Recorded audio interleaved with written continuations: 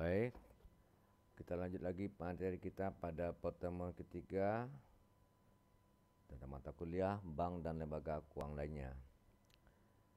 Di sini kita membahas sesi pertemuan ini tentang uang.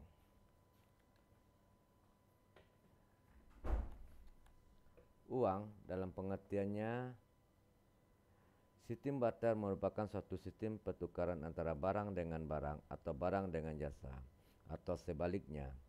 Sistem ini merupakan sistem yang pertama kali dikenal di dalam perdagangan dunia.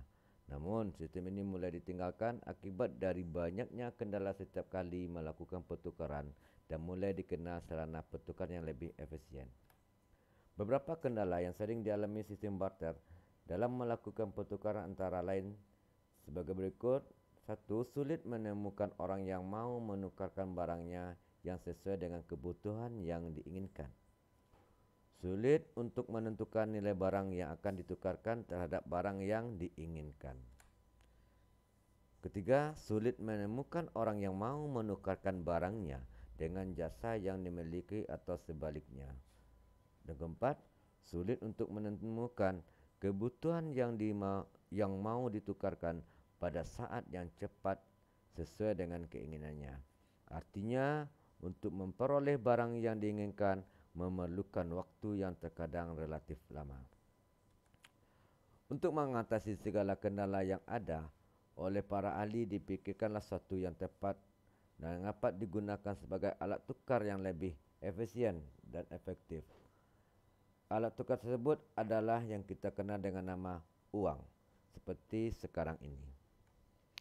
Pengertian uang secara luas adalah suatu yang dapat diterima secara umum sebagai alat dalam suatu wilayah tertentu atau sebagai alat pembayaran uang atau sebagai alat untuk melakukan pembelian barang dan jasa. Bank sentral berhak menciptakan uang, terutama uang kartal. Begitu pula dengan jumlah uang beredar perlu dijaga agar nilai uang tetap stabil. Kemudian kebutuhan akan uang giral biasanya dicetak oleh bank-bank umum, di mana jumlahnya jauh melebihi jumlah uang kartal yang beredar. Kriteria uang. Seperti kita ketahui bahwa satu yang dapat dikatakan sebagai uang haruslah memenuhi beberapa persyaratan. Tujuannya adalah suatu agar yang dianggap uang dapat diterima semua lapisan masyarakat dan dapat digunakan sebagai alat tukar menukar oleh si pemiliknya.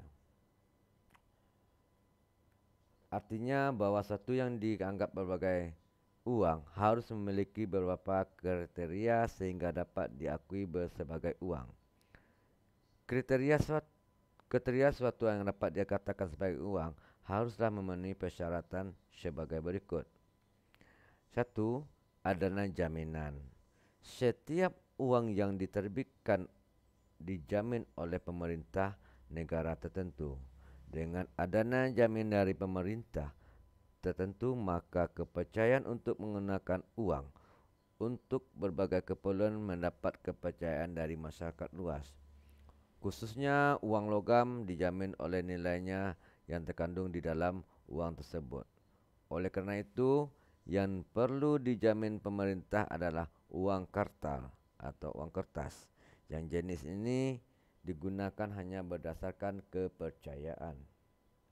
Kedua, disukai umum. Artinya, uang harus dapat diterima secara umum penggunaannya, apakah sebagai alat tukar, penimbun kekayaan, sebagai standar pencicilan hutang.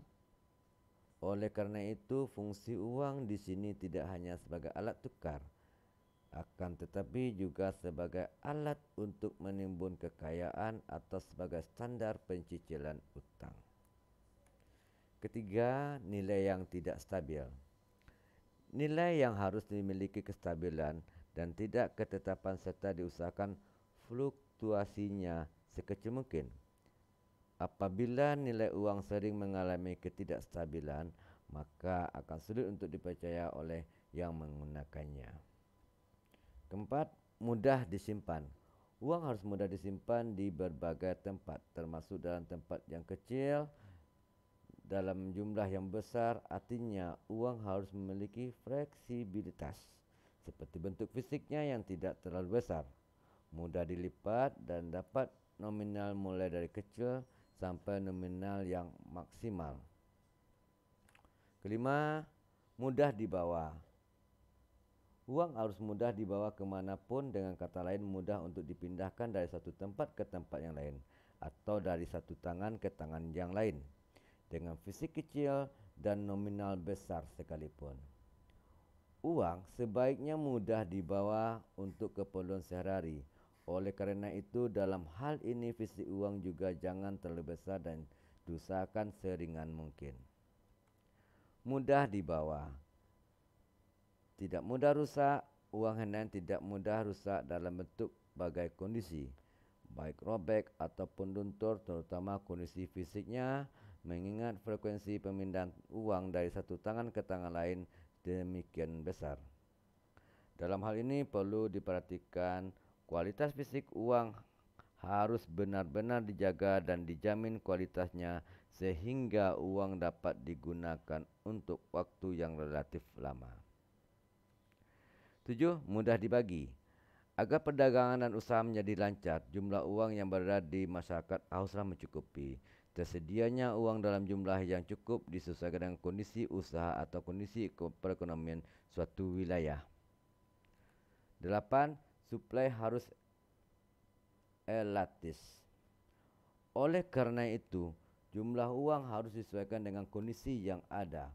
Artinya, apabila terjadi kekurangan atau uang kelebihan, dengan cepat dapat diatasi sehingga tidak mengganggu aktivitas masyarakat dalam berbagai hal berhubungan dengan uang.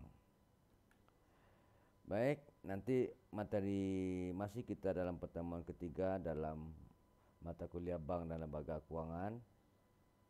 Habis materi ini, pada link berikutnya kita akan belajar tentang fungsi uang, jenis-jenis uang, sejarah jenis-jenis uang. Pak sudah dulu sesi ini. Assalamualaikum warahmatullahi wabarakatuh.